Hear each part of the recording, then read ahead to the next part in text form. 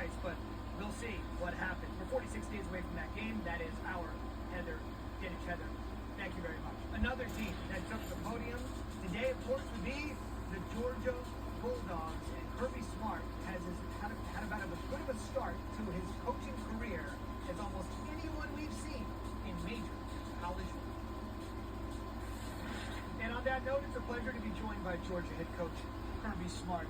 Coach, you said in the offseason... So the head coach of the University of Georgia, Kirby Smart, joins the show on ESPN2 at the SEC Media Days. Let's listen in. Well, I think it's what's missing. We talked long and hard last season about things that are missing in college football today. And I feel like that's a big part of it. It's not, who you are, what they say about you, what you were rated coming in. It's literally how you play the game. You want to find more guys playing with those three qualities. You mentioned earlier today in your comments that players are becoming, in the SEC, in your words, quote-unquote, too comfortable with their financial situation. What concerns you the most about it today? Well, what's your motivation? Is it to get a degree or to go to the National Football League? They're both fine and they're both good. You should want both.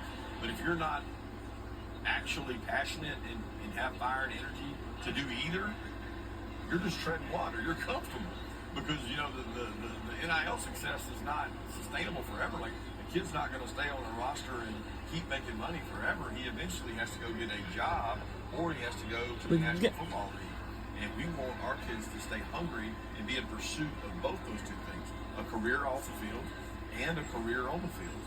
And that's what we see that in kids that have fire, passion, energy. Sometimes we don't get it. Fire, passion, and energy is a great way to describe the one and only Gunnar Stockton. He's not taking the reins from day one, as opposed to the way he was thrust in there last season with so much at stake. What's the difference been having him now from the beginning? Well, I think it's different for him because he's learned a lot. He sat in the wings behind Carson. He learned a lot of football, took a lot of reps, and now he and Ryan are both getting reps. The ones they're growing, they're becoming better players. They're working out every day. I'm excited to see what he does with more experience. What was the moment where you said, because your quarterback room has always been loaded, you've used the portal, you've been great in high school, what was the moment you said, this is our guy? Well, I think when he took over for Texas and did a great job, came in the second half, and guys really played inspired football behind him, and he took care of the ball for the most part outside of really one play. He did a lot of good things, but it's something that he's going to earn day to day. No position in Georgia is granted or given. You got to go out and earn it, and he knows that. He's going to go out and compete and do the things he's got to do to keep getting better. Last thing for you, you're entering your 10th season on the job in this pressure cooker at your alma mater.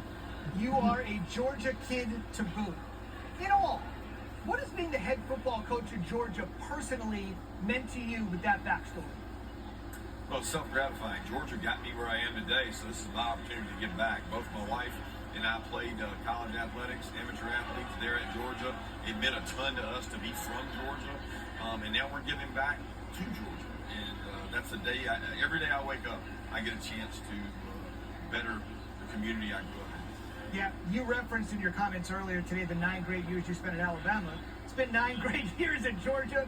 Best of luck as you begin that 10th year, Kirby. And once again, we'll see him in the upcoming season soon. Of course, some of the greatest games.